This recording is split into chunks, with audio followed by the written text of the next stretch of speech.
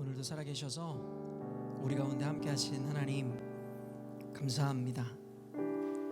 어쩌면 오늘 이 시간 수예배에 참여한 우리 성도님들이 하나님 앞에 그들이 드릴 수 있는 가장 귀한 것을 이미 드리고 있는지 모르겠습니다.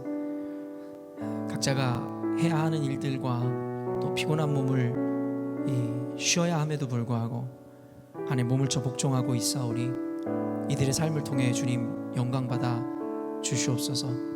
사랑의 주님, 그럼에도 불구하고 우리에게 남은 것이 아직 있다면 아낌없이 주님께 드릴 수 있는 믿음을 허락하여 주시옵소서. 특별히 사순절 기간을 지내며 예수 그리스도의 고난을 묵상하고 보내고 있는 이 시점에 예수님께서 어떻게 우리를 사랑하셨으며 어떻게 우리에게 물과 피를 쏟으시며 모든 것을 주셨는지를 기억할 때에 하나님, 우리가 가진 작은 소유라도, 우리 마음에 있는 작은 여유라도 하나님 주님께 드리는 것이 마땅하지 않은가를 생각해 봅니다. 물론 하나님, 말처럼 주님께 모든 것을 드린다는 게 쉽지 않다는 것을 알고 있습니다. 하지만 그렇기 때문에 하나님, 몸을 쳐 복종하는 그 모습을 통해 영광 받으시는 것 아니겠습니까? 그리고 또한 그렇기에 우리에게 믿음을 요구하시고, 또한 그렇기에 우리가 그렇게 몸을 쳐 복종할 때 성령께서 역사하시는 것이 아니겠습니까? 하나님, 우리로 하여금 더 이상 몸살이지 않게 하여 주시고 믿음으로 주님께 우리의 모든 것 내어드릴 때 풍성하게 임하시는 주님을 경험할 수 있는 주님의 제자요 하나님의 사랑하는 자녀들 될 수 있도록 주님 축복하여 주시옵소서. 하나님, 이제 말씀을 보려 합니다. 주께서 함께 하심으로 말미암아 이 말씀 가운데 주님 나타나셔서 역사하여 주시고 말씀을 듣는 자들마다 각자에게 말씀하시는 그 음성을 통해 삶의 변화와 또 삶의 구체적인 실천을 이루어낼 수 있도록 주께서 도와 주시옵소서. 함께 하실 주님을 찬양하오며 거룩하신 예수님의 이름으로 기도합니다. 아멘. 이 시간 우리 함께 말씀 보도록 하겠습니다. 하나님께서 오늘 우리에게 주시는 말씀은 창세기 26장 12절로 33절까지의 말씀입니다. 창세기 26장 12절로 33절까지의 말씀입니다. 다 찾으신 줄로 믿고요. 오늘 아마 PPT가 띄워지지 않을 것 같아요. 그래서 여러분들이 각자 가지고 나오신 성경으로 꼭 찾아 함께 읽어보셨으면 좋겠는데요. 창세기 26장 12절에서 33절까지의 말씀입니다. 다 찾으신 줄로 알고요. 저와 여러분이 한 절씩 교독하여 읽어보도록 하겠습니다. 이삭이 그 땅에서 농사하여 그 해에 100배나 얻었고 여호와께서 복을 주심으로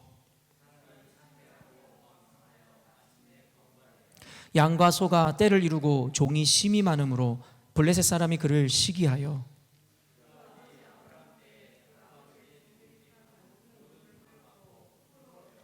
아비멜렉이 이삭에게 이르되 내가 우리보다 크게 강성한즉 우리를 떠나라.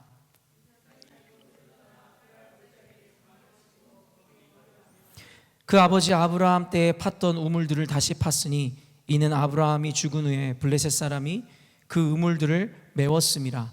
이삭이 그 우물들의 이름을 그의 아버지가 부르던 이름으로 불렀더라. 그랄 목자들이 이삭의 목자와 다투어 이르되 이 물은 우리의 것이라 하매 이삭이 그 다툼으로 말미암아 그 우물 이름을 에색이라 하였으며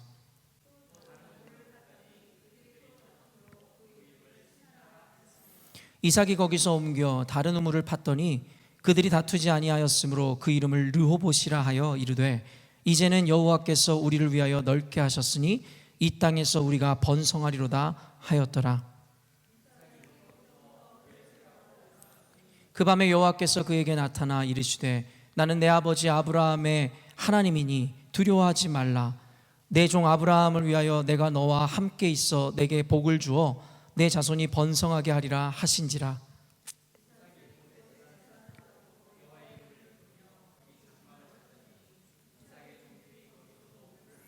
아비멜렉이 그 친구 아우삿과 군대장관 비골과 더불어 그랄에서부터 이삭에게로 온지라.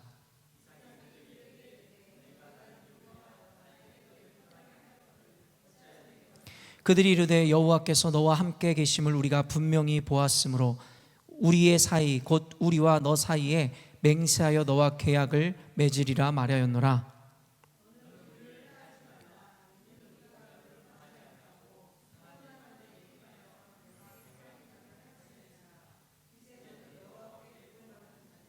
이삭이 그들을 위하여 잔치를 베풀매 그들이 먹고 마시고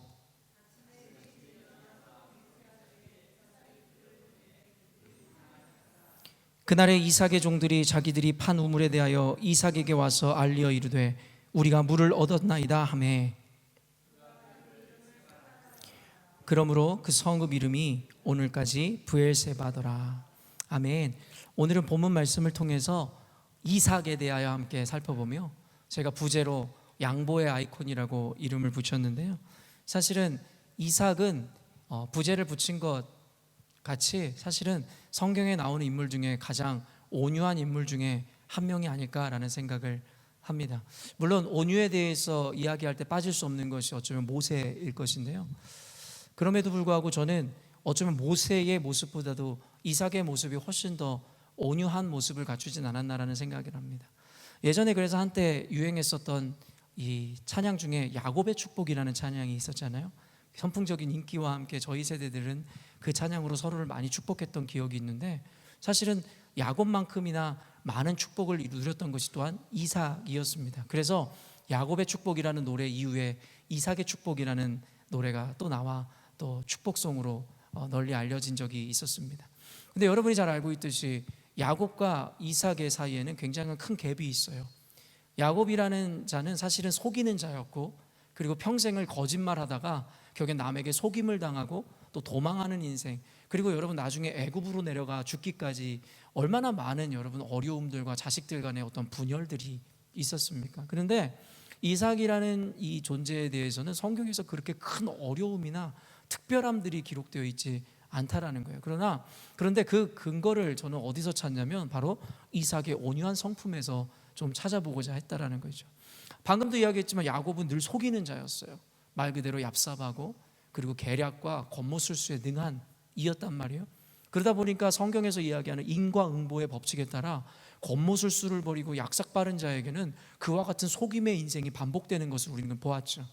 근데 이삭은 어떤 자였냐면 언젠가도 여러분과 나누었지만 우리는 아브라함이 100세 때 얻은 아들이 이삭이라는 것을 알고 있고 또한 이 아브라함과 이삭의 이야기를 통해서 이야기하면 우리가 알 수 있는 것이 하나님께서 100세 때 얻은 이삭을 하나님께 번제로 바치라는 그 장면에서 아브라함이 이삭을 바치기 위해서 모리아산으로 올라가는 장면을 우리는 기억하고 있습니다.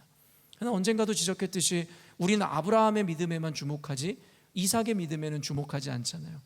아버지에게 충분히 반항할 수 있었음에도 불구하고 또한 죽임을 면했었던 그 순간에 사실은 삐뚤어질 수도 있었겠죠. 어떻게 나의 아버지가 나를 죽이려 하였을까? 그러나 성경에 보면 그 이후에 이삭은 어떤 트라우마를 겪거나 그로 인해 하나님을 원망하거나 아버지에게 불효했다라는 장면 같은 것이 성경에 나오지 않다라는 거예요. 그러한 큰 일을 당하고 아버지에게 죽임을 당할 뻔한 위기를 겪었음에도 불구하고 그의 신앙과 그의 성품은 온유하고 평안했다라는 것입니다. 그리고 오늘 본문에도 나오지만 양보의 아이콘이라는 부제를 여러분 제가 이 제목으로 붙였을 정도로 사실은 그는 싸우기를 싫어하고 다투기를 싫어했다라는 거예요. 저는 성경을 읽으면서 참 재밌는 것이 무엇이냐면 성경에는 여러 가지 특징을 가진 인물들을 하나님께서 나타내시더라는 거예요. 어떻게 보면 이삭의 아들이 야곱인데 어떻게 보면 그 아버지랑 너무나 다른 성품을 가지고 있는 아들을 보여주시고 또한 예수님은 12명의 제자가 있었는데 12명의 제자들마다 성품과 성향과 직업이 다 다르더라는 것이에요. 근데 하나님은 왜 당신께서 사용하시기 어떤 좋은 특징이나 캐릭터들을 설정하셔서 그런 이들을 부르시지 않고 다 다양한 사람들을 부르셔서 우리 인생 가운데 또한 우리 삶 가운데 그런 이들을 통한 어떤 메시지들을 전하고 있는 것일까요? 여러분 한번 고민해 보신 적 있으세요? 제가 발견한 답은 이거예요. 모두가 다 필요하기 때문이라는 것이죠. 여러분도 아시겠지만 인간 삶에는 완벽이라는 것은 존재하지 않습니다. 다만 완벽하지 않은 존재들의 다 모아놔 하나님께서 합력해서 선을 이룬다고 이야기하시죠. 그래서 고린도전서 12장과 로마서 12장에는 우리는 예수를 머리로 한 각 몸의 지체라 하여 각자의 기능과 모양이 다르다 이야기합니다. 그렇기 때문에 다름을 손가락질하지 말고 그 다름을 존중함으로 완성을 이루라고 성경에서는 이야기하고 있는 것이죠. 그렇기 때문에 우리는 성경에 나오는 인물들의 성품을 그리고 그들의 특징을 잘 살펴볼 필요가 있습니다. 그래서 그들의 성품이나 성향을 통해서 우리가 갖지 못함을 배워야 될 필요가 있고, 그러므로 말미암아 우리의 연약함을 그들의 성품을 통해 보완해야 될 필요가 있다는 것입니다. 그래서 교회 안에서는 언젠가는 진리를 대적하는 이들과 또한 세상의 세계관과 맞서 싸워야 하는 전사와 전투적인 모습을 갖추어야 하기도 하지만, 또 때로는 이런 모두를 포용하고 이해하고 사랑할 수 있는 성품도 갖추어야 한다는 것입니다. 그렇기 때문에 오늘 여러분들에게 이삭의 온유한 성품에 대해서 이야기하겠지만, 무조건 이삭처럼 양보만 하는 자들이 되라라고 이야기하는 것이 아니라 성경의 선명한 기준에 맞추어 때로는 포용하고, 때로는 우리가 거절하고 타협하지 말아야 할 때가 있는가 하면, 때로는 그 성경의 기준을 따라 양보하고 이해하고 사랑해야 될 때도 있다라고 우리가 적용하면 될 것 같습니다. 지난날에 우리 열린분교회의 모습을 보면 우리는 여러 가지 어려운 시간들을 보내면서 조금은 좀 강팍해진 마음들도 분명히 있을 것입니다. 왜냐하면 워낙 초유의 사태들이 있었으며 또한 너무나도 악한 일들이 자행됐기에 그것과 맞서 싸우고 교회를 지켜내기 위해서 조금은 우리가 전사다운 면을 갖춰야 될 필요도 있었겠죠. 저는 그런 모습에 대해서 결코 틀렸다 이야기하고 싶지 않습니다. 그 상황과 그 시기에 맞는 모습이었겠죠. 그럼에도 불구하고 시대가 바뀌고 상황이 바뀔 때마다 우리가 유연성을 잃어버린다면 사실은 우리는 모든 시기와 공동체의 모양에 따라 온전한 사역을 해낼 수가 없을 것입니다. 그렇기 때문에 언젠가도 믿음에 대해 강조했었던 것도 16세기의 행위와 율법주의에 빠졌었던 그것에 반대하기 위한 믿음의 강조성이 더욱더 우선시되었었던 시대적 배경도 우리가 이해해야만 현대사회에서 믿음과 실천과의 균형을 잘 이룰 수 있다라고 이야기했습니다. 그러므로 오늘 이삭의 모습을 통해 우리 공동체 가운데 우리가 혹 갖지 못한 모습, 우리가 부족한 것은 어떤 것일까를 좀 묵상하는 시간이 되었으면 좋겠고, 우리의 부족함을 좀 그의 모습을 통해 채워가는 시간이 되었으면 좋겠습니다. 오늘 본문은 아니지만 그 전에 26장 1절 여러분도 보실 텐데, 26장 1절 한번 펼쳐보시면 함께 한번 읽어보겠습니다. 읽습니다. 시작. 첫 흉년이 들었더니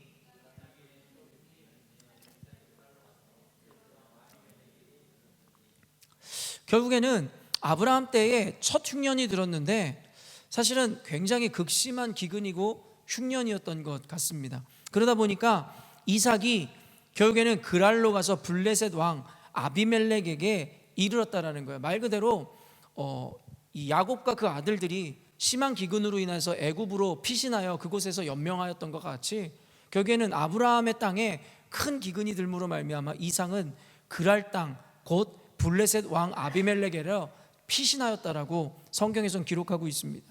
여기서 아비멜렉이라 함은 어떤 인명이 아니에요.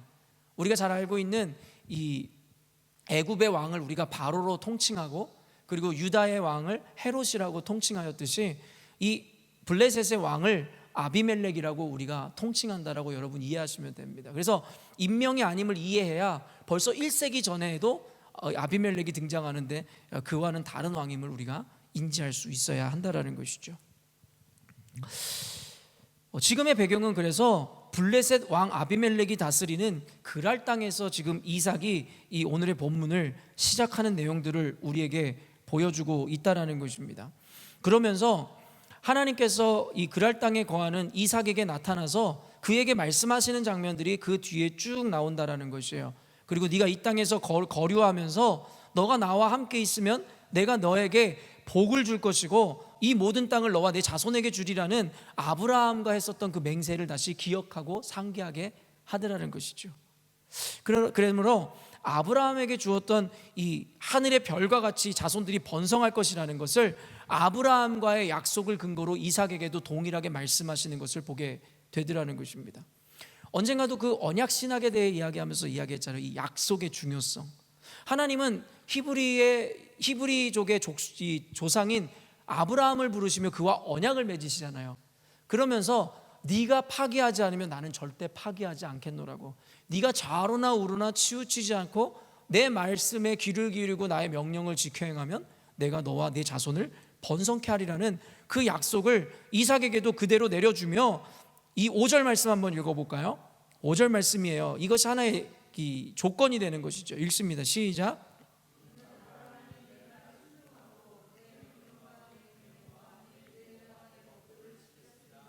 그 전에 복을 받을 것이라 이야기하면서 아브라함이 내 법도와 율례 약속을 지켰기 때문에 복을 주었노라. 그래서 너도 아브라함과 네 아비와 같이 똑같이 행하면 내가 아브라함과 맺은 언약으로 너에게 축복하겠노라 이야기하시더라는 것이에요. 여러분, 여기서 하나를 딱 집어주시고 그 다음에 나오는 메시지들을 보면 참 재미있어요. 이 7절 한번, 이삭이 그랄에 거주하면서 7절에 한번 읽어볼게요. 읽습니다. 시작.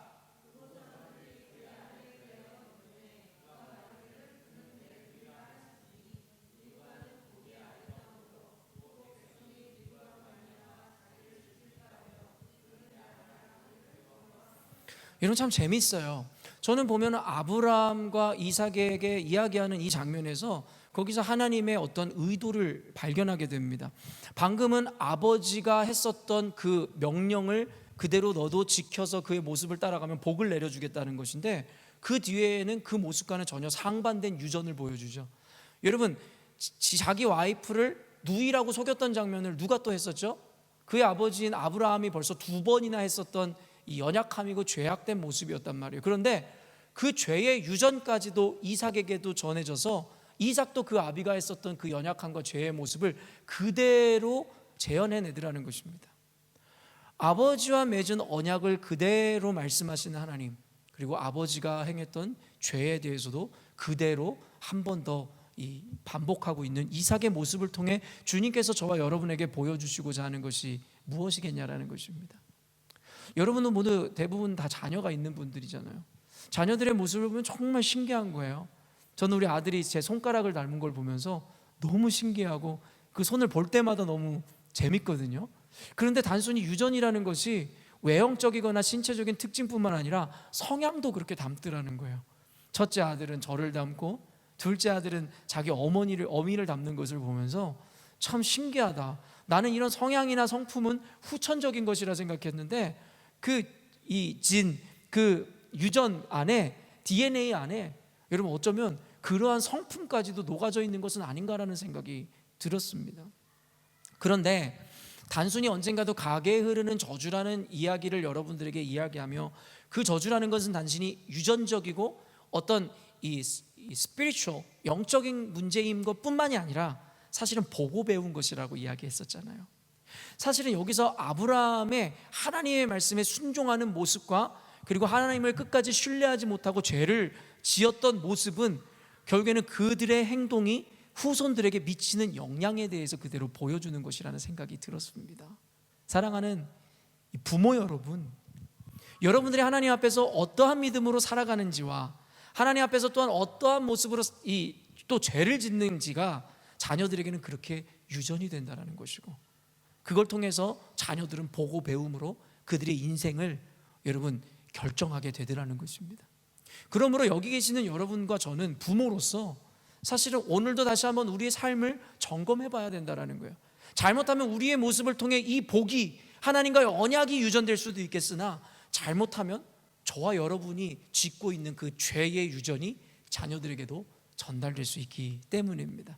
그러므로 아브라함의 이야기에서 자연스럽게 이삭으로 넘어가는 이 시점에서 하나님께서는 어쩌면 부모인 우리들에게 이 두 가지 길에 대해서 제시함으로 어쩌면 당연하게도 우리에게는 전자와 같이 아브라함이 하나님의 말씀에 순종했던 모습으로 자녀들에게 나아가라는 것들을 강조하며, 불순종했던 모습을 너희들의 삶에서 제해버리라고 이야기하는 것과 같은 것이겠죠. 우리는 모두가 자녀들이 잘 되기를 원해요. 복을 얻기를 원하죠. 그런데 그것에서 가장 중요한 것은 바로 저와 여러분들의 믿음이며 행동이라는 것을 성경에서 보여주더라는 것입니다. 그러나 너무나 감사하게도 아마도 예상컨대 이삭은 후자보다는 전자의 모습에 더 많은 영향을 받아 하나님 앞에서 바르게 살았을 것이라 생각합니다. 왜냐하면 하나님이 아브라함에게 맺은 언약대로 너를 번성케 하고 복을 줄 것인데 단서를 붙인 게 뭐였어요? 네가 나와 함께 거하고 내 말을 지켜 순종하면. 그랬더니 오늘 본문 12절에 어떻게 이어지냐면 한번 읽어볼까요? 12절 말씀이에요. 시작.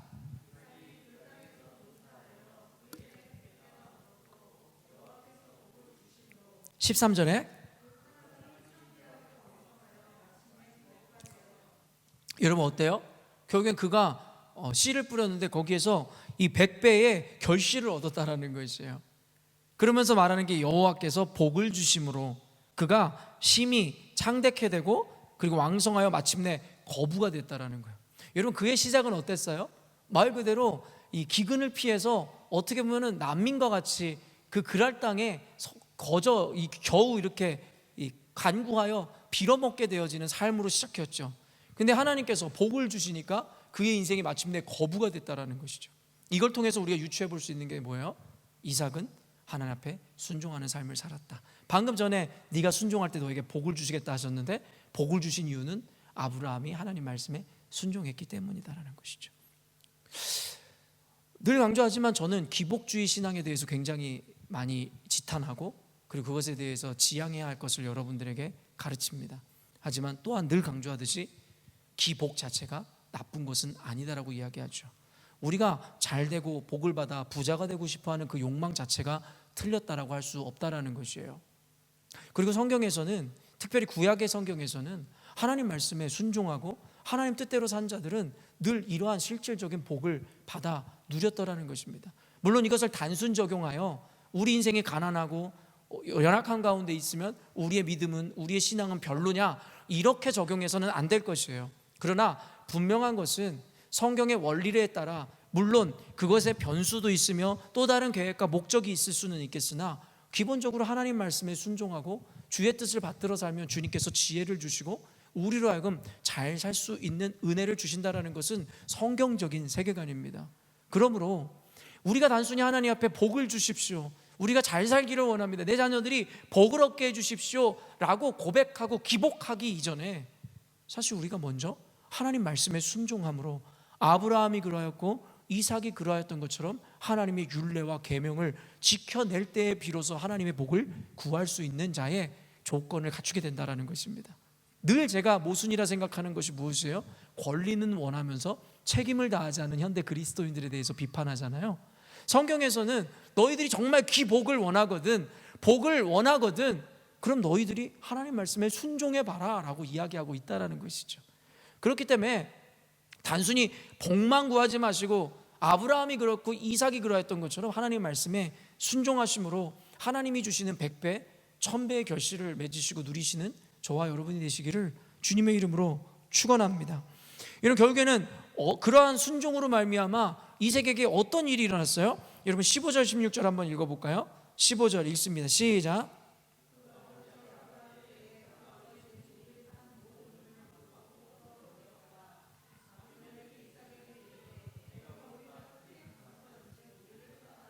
네, 우리 14절도 한번 읽어봐야 될 거예요. 그 전절이었는데 14절 시작.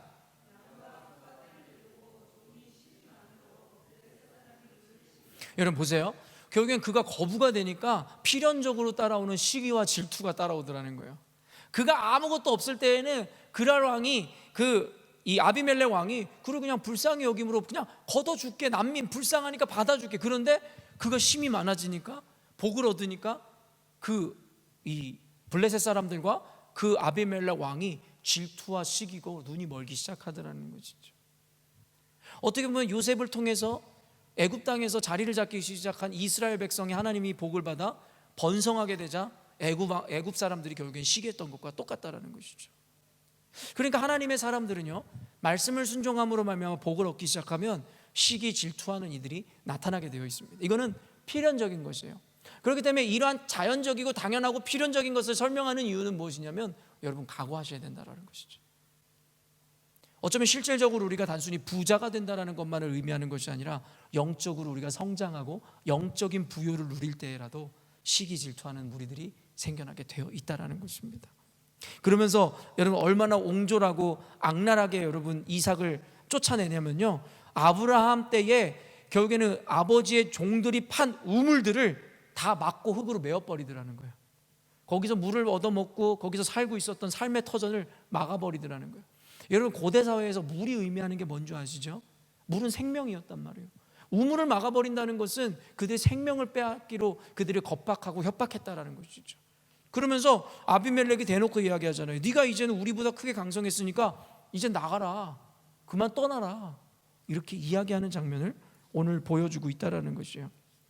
그런데 오늘 이후에 이제 우물을 파고 양보하는 장면들이 반복되는 것을 보면서 여러분, 이삭은 그럴 때 한마디도 안 하더라는 거예요.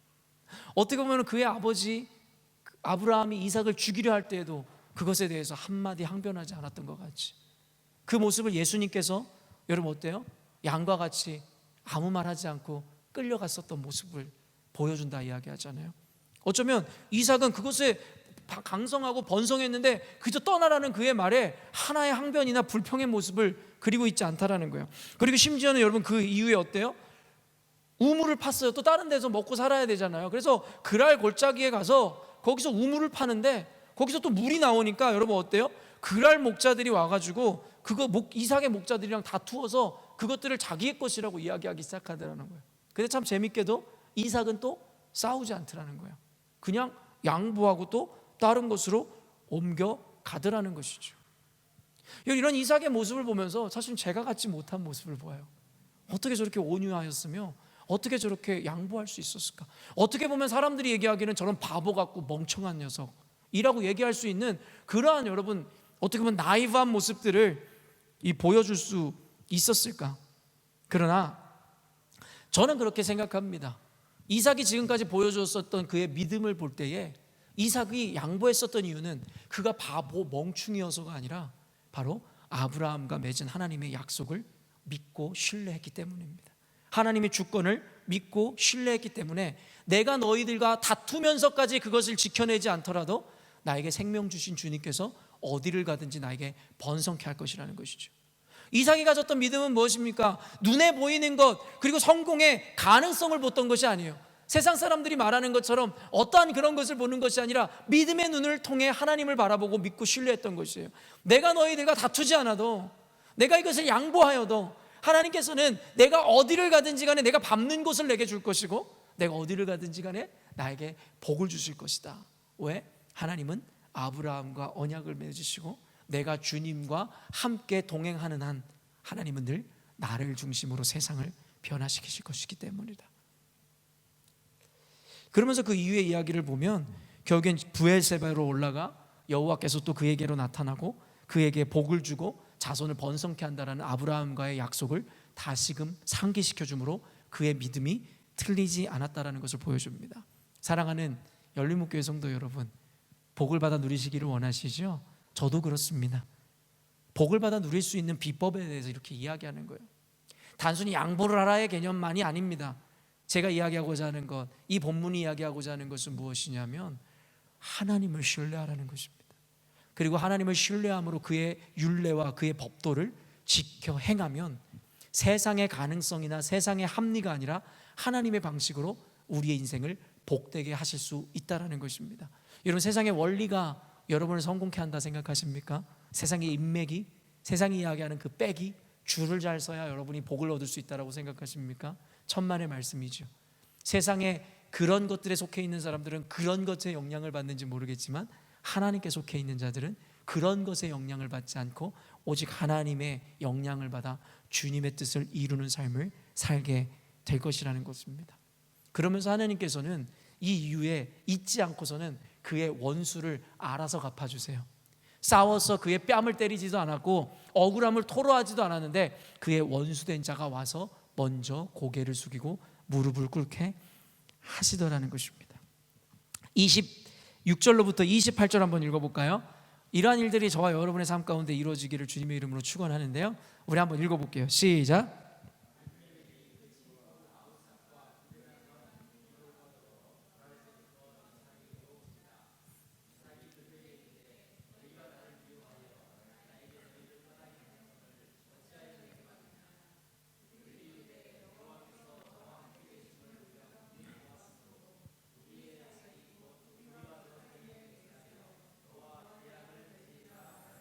아멘. 여러분 어때요? 그를 쫓아냈었던 아비멜렉, 그리고 그 아비멜렉과 블레셋 사람들이 어떻게 했어요? 그 아브라함이 파놓은 우물 땅을 여러분 메꿔버리고 흙을 덮어버리면서까지 여러분 그들을 그렇게 해서 쫓아냈던 자였단 말이에요. 그랬더니 이삭이 그러잖아요. 너희가 나를 미워하여 나에게 너희를 떠나게 하였거늘 어찌하여 너희들이 내게 왔느냐. 여러분 그를 쫓아냈던 원수들이 도리어 그에게 와서 엎드리더라는 것입니다. 저는 이삭을 보면서 정말 놀라웠어요. 옛날에 그런 이야기가 있잖아요. 뭐 바람과 태양이 싸움을 하잖아요. 그러면서 뭐라 그래요?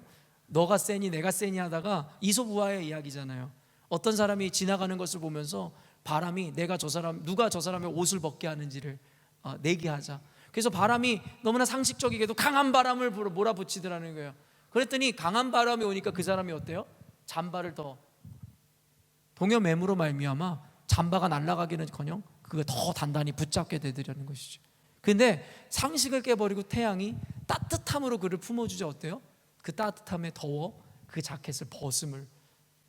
그러므로 이 이솝우화가 우리에게 전해주는 메시지가 무엇이었어요? 때로는 강함보다는 따뜻한 용납과 사랑이, 양보가 그의 옷을 벗기는 강함을 나타낸다. 어쩌면 이삭은요 여호수아나 다른 용사들과 같이 담대함이나 강함을 보여주는 캐릭터가 아니에요. 늘 바보처럼 양보하고 늘 바보처럼 쫓겨다니는 인생을 살았는지 모르겠어요. 그런데 여러분 결국의 승자는 양보한 이삭이 되더라는 거예요. 이삭에게로 와서 그랄 왕, 그리고 이 블레셋의 왕이었던 아비멜렉이 그를 쫓아낼 때는 언제고 이제는 와서 비굴하게 그에게 엎드리는데요. 중요한 게 이것입니다. 28절 다시 한번 읽어볼게요. 읽습니다. 시작.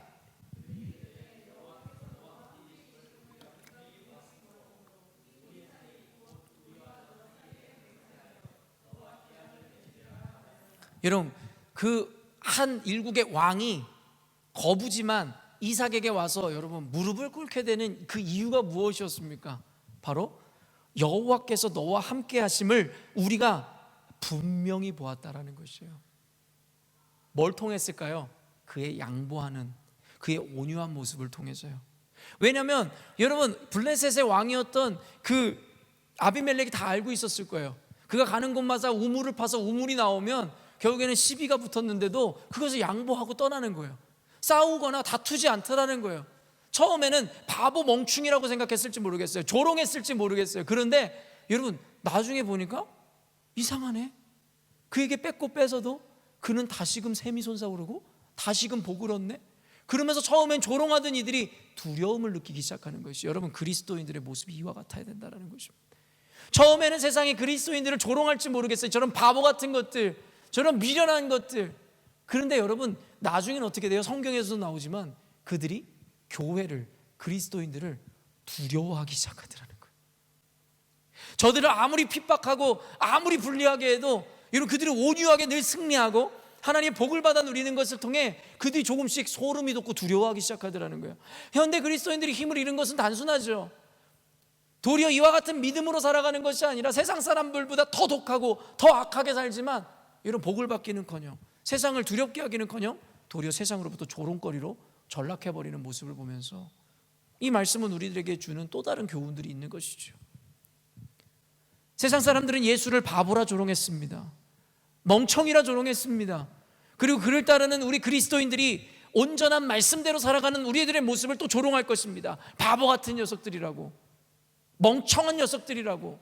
그러나 그와 같이 조롱하던 이들이 그럼에도 불구하고 복을 얻어 하나님께 쓰임받는 교회와 우리의 모습을 통해 결국에는 그들이 먼저 와서 조롱하던 이들이 무릎을 꿇고 주님 앞에 나와 주님을 찬양하게 될 것입니다. 사랑하는 성도 여러분, 하박국서에서도 분명히 나오지만 주에 대한 소문을 우리가 들었나이다. 수일 내에 부흥케 하옵소서. 복음이라는 것에 대한 전도는 여러분 강제가 아니에요.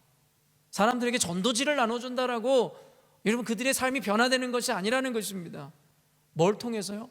우리를 통해 이루시는 하나님에 대한 소문, 그 이야기를 듣고 봄으로 세상이 교회를 두려워하고 하나님을 경외하게 되는 것입니다. 그래서 세상이 변화되기 시작하는 거예요. 우리는 빨리 이 전도의 원리와 이 복음 전파의 원리를 깨달아야 돼요. 사람의 비위를 맞춰주고 그들이 원하는 것을 해준다고 해서 그들의 삶이 변하지 않습니다.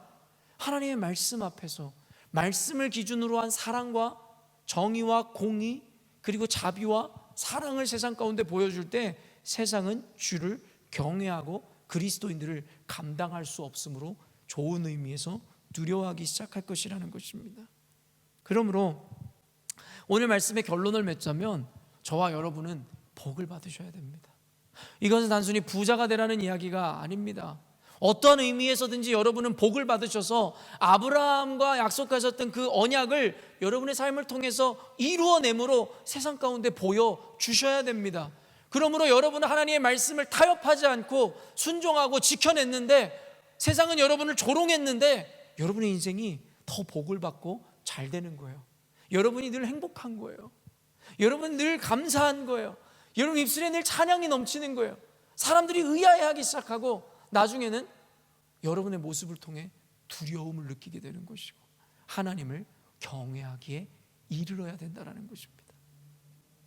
사랑하는 성도 여러분, 오늘 이삭의 온유함과 그의 또한 양보의 정신이 보여주는 것이 무엇입니까? 세상과 맞서 싸우지 마십시오. 세상과 변론하려 들지 마십시오. 억울하다는 거 알고 있어요. 때로는 화가 난다는 것도 알고 있습니다. 우리가 세상에 나아가서 교회에 대해서 그리스도인들에 대해서 욕하는 이야기를 통하면 얼마나 직장에서든 사람과의 관계에서도 화가 나요. 그런데 변론하려 하지 마세요. 그들과 싸우려고 하지 마세요. 그저 여러분의 삶으로 보여주세요. 한마디의 말보다 100마디의 말보다 여러분의 한 번의 행동으로 보여주셔야 합니다. 바로 이삭이 그와 같은 모습으로 변론하거나 싸우거나 다투지 않았는데 그의 삶으로 하나님의 능력을 보여줄 때에 그의 원수들이 와서 도리어 그 발 아래 무릎을 꿇게 되더라는 것입니다. 오늘 이 말씀을 통해서 혹시 우리가 가졌던 강점보다 우리들이 갖지 못했었던 모습에 대한 보완을 주님께서 원하신다면 여러분 이제는 우리 열린문교회 성도들이 이와 같은 하나님을 믿는 믿음 안에서의 사랑과 자비와 양선과 오래 참음과 그리고 용납의 마음을 통해 교회 안에 사람들의 마음을 녹일 뿐만 아니라 세상 가운데 하나님의 기적을 보여주어야 될 때가 왔다고 믿습니다. 사랑하는 성도 여러분, 어떤 영화의 부제처럼 반격의 서막 21세기에 접어들며 교회는 무참히 짓밟히고 얻어맞았지만 어쩌면 우리에게 이젠 반격의 서막을 알리는 개혁의 시대를 주님께서 허락하시는지 모르겠어요. 그러나 그 반격의 서막과 그리고 그 개혁이라는 것은 결코 그들과 투쟁하고 싸우고 그들을 짓밟아서 힘으로 억누르자는 것이 아니라 도리어 예수께서 보여주셨던 희생과 사랑과 용납의 가치로 나아가 예수님이 보여주었던 그 사랑으로 세상을 감화 감동하여 하나님의 영광과 잃어버린 교회의 권위를 회복해야 할 줄로 믿습니다. 그것의 주인공이 바로 저와 여러분임을 기억할 때에 많은 사명감과 함께 감사로 주님께 영광 돌리는 저와 여러분이 되었으면 좋겠습니다. 함께 기도하겠습니다.